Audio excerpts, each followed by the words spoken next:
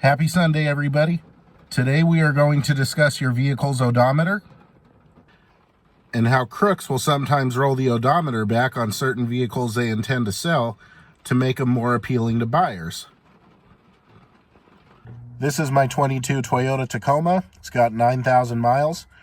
And aside from me being able to sell this truck for what I paid for it, if not a little more than that because Toyota trucks hold their value, this would be a perfect truck for someone who's in the market for a gently used vehicle.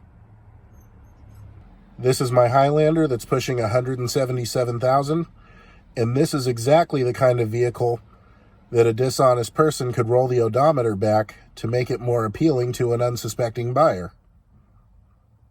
Now, I think most of us have seen the movie Matilda, where Danny DeVito plays a crooked car salesman, and he shows his son how to roll the odometer back on a car with a drill.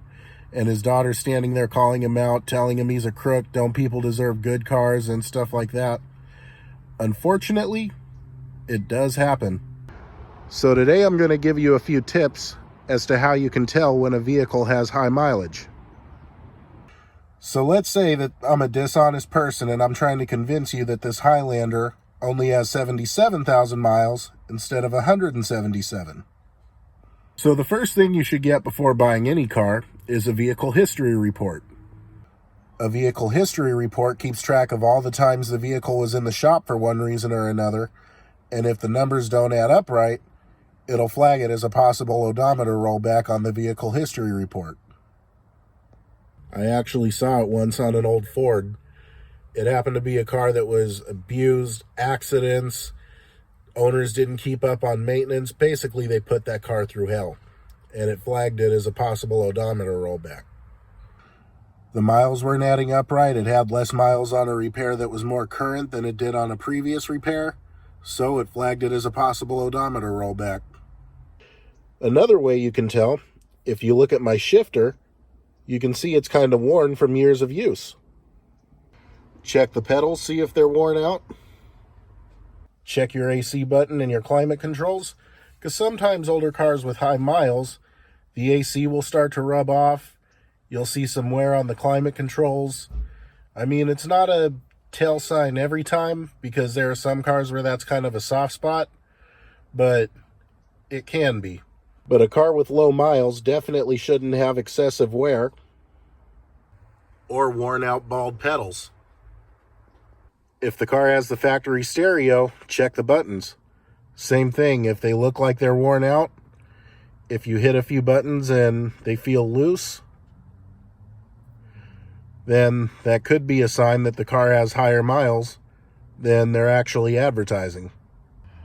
Now, all that said, there are times where adjusting the odometer is actually legal.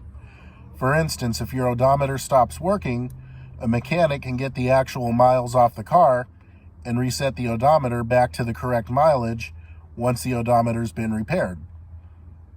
But unfortunately, it is a very dishonest and very illegal thing people do to try and get more money out of their used cars. There was a story not too long ago where the guy sold his Honda Civic with 300,000 miles, and a month later he saw it on Craigslist with 120. So what happens if the buyer's not careful?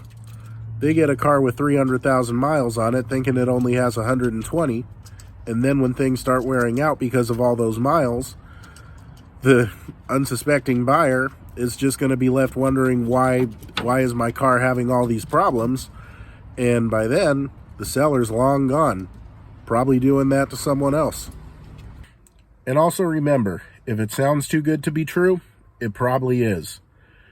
A couple weeks ago, I saw an ad for a 2010 F-150 with 10,000 miles.